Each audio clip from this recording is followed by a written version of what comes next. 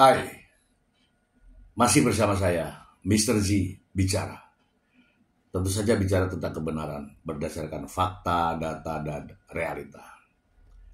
Teman-teman, perlawanan Paula Verhoeven saat ini begitu banyak mendapatkan dukungan baik dari para praktisi, akademisi, maupun dari netizen.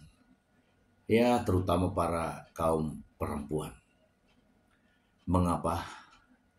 Ya inilah jika seseorang diam dan terus ditekan, maka sudah saatnya untuk berjuang dan melawan.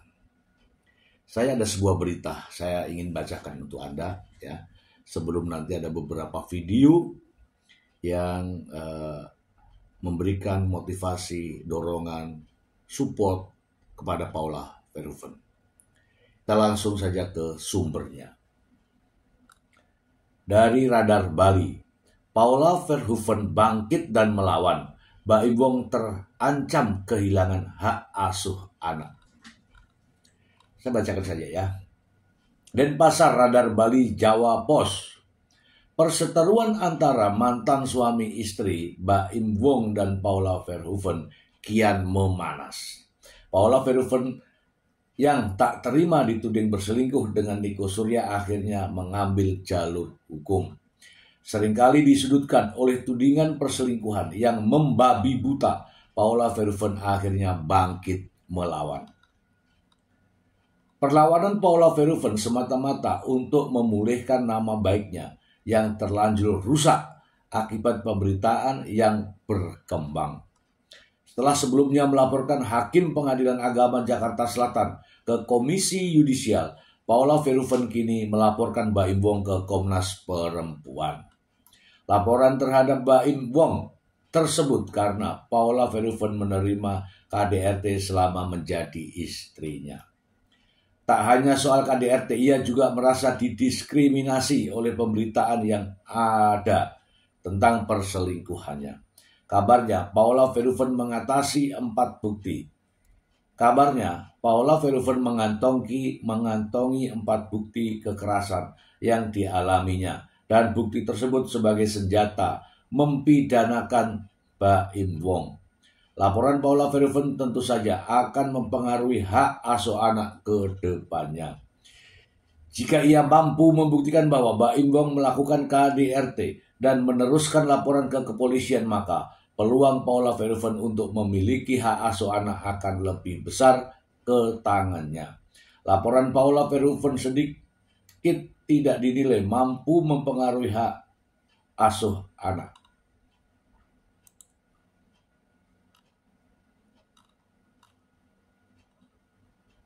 Kendati demikian, tentu saja pihak Baim Wong tak tinggal diam. Dia akan berjuang dan akan melaporkan ke Komnas Perempuan. Oke, kita bahas ya teman-teman. Jadi teman-teman, saya kira ini wajar ya jika seorang wanita mengalami trauma, kemudian rendah diri, sering ditekan, sering direndahkan, dan dijatuhkan harkat dan martabatnya, dia akan berjuang. Nah, perjuangannya ini kita hormati teman-teman. Jangan justru dilawan balik, jangan. Baim Wong cukup melihat kemudian memberikan statementnya. Jangan lagi melakukan perlawanan yang justru menimbulkan pertentangan ini semakin panas ya teman-teman ya. Saya di sini memberikan semacam support kepada Paula Verhoeven untuk mencari untuk menemukan perlindungan terhadap wanita itu wajib bagi seorang pria, bukan justru malah menekan dan menjatuhkan. Jangan ya. Saya ada beberapa video pernyataan ya dari seorang pakar, dari seorang praktisi hukum ya. Ini beliau adalah mantan polisi yang memiliki kemampuan luar biasa terkait dengan analisa-analisanya ya. Sekarang ini menjadi seorang praktisi hukum, seorang advokat. Berikut pernyataannya. Lah kalau memang Mbak Im tahu dia, kan sudah berkali-kali saya katakan, kenapa kamu mau kawin nikah dengan orang yang kena penyakit hepatitis kan ketularan. Yang kedua, yang ketiga, nyatanya kan punya anak, nyatanya anaknya sehat walafiat. Yang keempat, apakah pantas selama melaksanakan hidup rumah tangga itu mengumbar kejelekan-kejelekan dalam rumah? Disampaikan ya, tidak pantas ya kalau seorang laki-laki melawan perempuan sampai sebegini jauhnya ya. Ya ngapain gitu ya.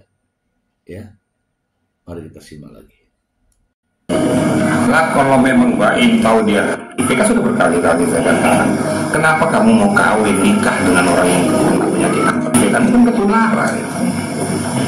Yang kedua, yang ketiga, nyatanya kan punya anak, nyatanya anaknya sehat walafiat. Yang keempat, apakah pantas selama melaksanakan hidup rumah tangga itu mengumbar kejelekan-kejelekan dalam rumah tangga itu pada publik? Terlepas apapun hubungan suami istri, namanya suami istri itu ada saja kadang-kadang yang tidak sependapat, tidak sepakat dalam suatu persoalan. Tapi kan ini bukan untuk konsumsi publik. Ini yang saya katakan berkali-kali sangat-sangat tidak manusiawi, sangat tidak berpendidikan. Sekarang kembali lagi kepada dia, apa kamu sudah benar selama menjalani karisanmu? Apa kamu paling setia sejagat raya? Sampai begitu banyak ya mengumbar aib itu gimana ya? Saya rasa ketika menikah dan dalam proses pernikahannya itu ada problem, itu nggak perlu untuk disebarkan ya. Ini bisa menimbulkan persoalan ya. Jangan karena apa? Ketika aib ini diumbar, ini juga akan menimbulkan masalah tersendiri ya. Mari kita simak. Lempar dari muka orang atau lempar saya sendiri, karena kita juga belum tentu, justru lebih parah dengan apa yang kita ungkapkan kepada lawan kita. Ya sudahlah, dalam hidup rumah tangga kalau memang kamu memang tidak bersepakat lagi untuk bersama, ya sudah aja pisah baik-baik, nggak usah mengumbar tuh. Ini kan konsumsi daripada ya pengadilan, konsumsi daripada Bahim. Kok nyebar kemana-mana, berarti kan menyebarkan harga diri seseorang, menyebarkan kelemahan seseorang. Kalaupun itu betul, seandainya betul pun tidak pantas dan tidak layak dipublikasikan, karena ini untuk kepentingan Bahim, untuk ya kepentingan hukumnya, bukan untuk menyebarluaskan, untuk menjatuhkan harkat martabat daripada seorang wanita. Nggak manusiawi banget. Saya juga laki-laki loh ya, nggak pantas lah gitu. Kita harus gentle agreement. Jadi kalau mau pengen saya pisah sama seorang wanita, sudah bisa aja. Disampaikan kepada Mbak Embong ini juga keras ya. Saya nggak bisa lagi mau ngomong apa lagi karena pakar-pakar hukum yang sudah sampaikan. Berikut semua aibnya dibongkar sejelek-jelekannya. Kalau waktu bersama-sama nggak ngomong loh, padahal tahu gitu, tapi nggak ngomong. Sekarang baru ngomong. Ini nggak elok, nggak manusiawi, nggak mempunyai suatu etika yang baik ya. Seorang laki-laki harus berani berbuat, berani bertanggung jawab, itu baru laki-laki. Jangan seorang laki-laki mau pengen pisah tuh jelek-jelekin dulu pasangannya. Laki-laki banci menurut saya. Sebenarnya ini bisa disiasati ya. Tidak harus fight ya. Harus direm. Jangan menimbulkan terus permasalahan sehingga di media itu ramai, miris ini ya. inilah ya menurut pendapat saya, dan ini tadi dikatakan bahwa ini terus menerus. Harusnya pada sidang keputusan itu diharapkan kedua belah pihak mendengarkan apa hasil amar putusan. Nggak Paula bingung-bingung dengan pengacara, nggak ngerti tiba-tiba keputusan dikasih. Nah, kan keputusan sepihak namanya ini. Menurut hemat saya gitu loh ya. Nah kemudian apa-apa yang disampaikan oleh humas itu juga perlu diverifikasi. Kalau vonis dari pengadilan nggak perlu diulas oleh humas secara mendetail. Jangan durhaka dan sebagainya, itu urusan vonis pengadilan. Berarti kalau lebih hebat dari hakim yang mengadili, dan itu bukan kewenangan. Kewenangan humas hanya menyampaikan apa yang menjadi isi fakta persidangan, itu aja. Jangan nambah-nambah sendiri kok, seolah-olah kok seperti apa fungsi dia semakin memojokkan lawannya daripada baik ini. Nggak benar juga. Wajar dan manusiawi kalau dilaporkan ke Bawas, bahkan dilaporkan saja ke komisi judisial agar diperiksa kebenaran keputusan ini sesuai dengan etika prosedur yang berlaku atau tidak. Jadi persoalan rumah tangga itu seharusnya nggak bisa dikeluarkan seenaknya. Ya kalau memang bermasalah hanya sampai di pengadilan, dan pengadilan nggak boleh keluarkan gitu, dan siapapun nggak boleh mengeluarkan, termasuk pengacara juga harus direm-rem juga ya. Pengacara di Indonesia ini banyak, tapi yang rame membocorkan masalah-masalah aib rumah tangga, aib kliennya ya ini repot ini. Itu juga selingkuh kan macam-macam kan itu. Apakah orang ketemu kedua belah pihak itu dikatakan sudah selingkuh? Belum tentu. Kemudian ada mengucapkan saya pernah sama teman saya itu karena saking akrabnya itu sama cewek loh. Nggak sayang. Biasa-biasa aja yang sekarang tuh. Apakah itu sudah konotasinya bahwa secara pribadi? Enggak juga. Itu kan sudah bahasa yang sudah umum. Kecuali kalau saya yang dikatakan itu mempunyai muatan tertentu. Ya kalau yang wajar-wajar aja ya biasa lah. Kemudian ya kan saya lihat ini kan soalnya ini kan dibawa tekanan-tekanan saya lihat.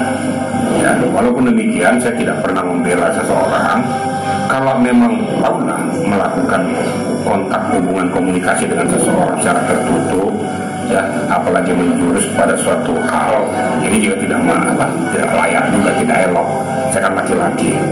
Nah, kalau memang sudah ditegur diingatkan ya kamu rubah. Tapi sejauh mana kata-kata selingkuh yang si Bayang katakan ini kan itu harus ada pembuktian mengenai rekaman dan sebagainya, nanti juga akan disampaikan ya para ahlinya. Yang jelas Mbak Imbong itu tidak berhak merekam, bahkan kini rekaman tersebut tersebar, tidak boleh itu. Dan itu menjadi masalah besar ketika rekaman tersebut tersebar dan menjatuhkan harkat dan martabat seseorang. Ini masalah. Ya, teman-teman ya. Nah, pembicaraan seseorang pada orang lain diintercept, direkam, dipublikasikan tanpa seizin yang bersangkutan, kena undang-undang ITE. Itu kena.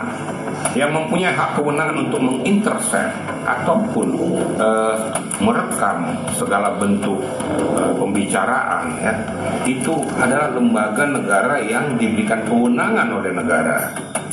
Ya, contoh umpamanya pihak kepolisian, KPK, Kejaksaan, BIN, BAIS itu diperkenankan untuk kepentingan hukum, kepentingan negara.